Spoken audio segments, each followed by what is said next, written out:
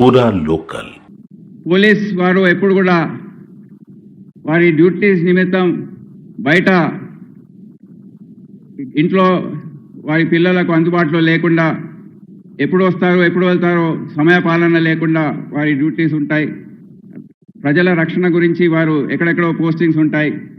ఇవన్నీ కూడా చూసుకొని వారికి వ్యక్తిగతంగా కూడా పోలీస్ కుటుంబంలో అనుబంధం ఉంది కనుక నాకు వ్యక్తిగతంగా ఈ విషయం తెలుసు కనుక ఈ వెల్ఫేర్ కార్యక్రమం మీరు తప్పకుండా చేపట్టాలని వారు చెప్పడం జరిగింది.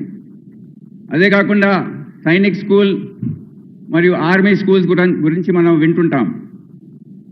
అదే స్థాయిలో ఒక పోలీస్ స్కూల్ అనే బ్రాండ్ మీరు క్రియేట్ చేయాలి.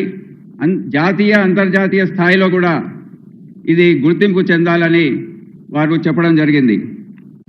అదే కాకుండా చదువు ఒకటే కాదు, ఏదైతే మనం కార్పొరేట్ స్కూల్స్లో చూస్తుంటామో చదువుతో సహా స్పోర్ట్స్, ఆటల పోటీలు, co curricular activities, learning through doing అనే కాన్సెప్ట్లో మీరు ఒక పరిపూర్ణమైన వ్యక్తిత్వాన్ని పిల్లల్లో పెంపొందించాలని వారు చెప్పడం జరిగింది.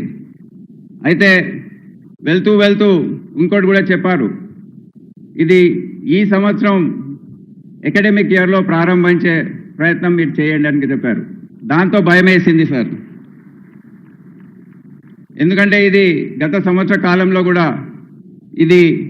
దీని గురించి ఎన్నో చర్చలు జరిగాయి, కానీ అంత పురోగతి లేని సందర్భంలో నేను ఆఫీస్కి వచ్చిన తర్వాత మళ్ళీ ఎవరైతే మిత్రులు, దోస్తులు ఎవరైతే స్కూల్స్ నడిపిస్తున్నారో వారందరినీ కొద్దిగా ఆఫీస్ పిలిపించుకొని ఈ విధంగా ముఖ్యమంత్రి గారు చెప్పారు, రాష్ట్ర ప్రభుత్వం ఆలోచన తీరు ఈ విధంగా ఉంది, మళ్ళీ ఏ విధంగా చేస్తే బాగుంటుందని ఒక 3-4 మాట్లాడాను. దాంట్లో ముఖ్యంగా నాకు crimson group of schools owner యజమాని విశాల్ గోయల్ గారి ఆలోచన తీరు చాలా బాగా నచ్చింది. వారు చాలా ప్రాక్టికల్గా, చాలా నైపుణ్యం మరి ఎక్స్పీరియన్స్ వారికి ఉన్నట్టు నాకు అర్థమైంది. తర్వాత తెలుసుకుంటే దాదాపు 15 స్కూల్స్ వాళ్ళు నడుపుతున్నారు. దాదాపు 20,000 మంది విద్యార్థుల గురించి వారు స్కూలింగ్ ప్రాసెస్ అనేది చేపడుతున్నారు. అయితే వారు చెప్పిన సజెషన్స్ చాలా ప్రాక్టికల్గా, ఇంత కూడా స్వలాభం లేకుండా ఎప్పుడు కూడా రాష్ట్రానికి మంచి పేరు వస్తుంది, మీ ముఖ్యమంత్రి గారికి మంచి పేరు వస్తుంది,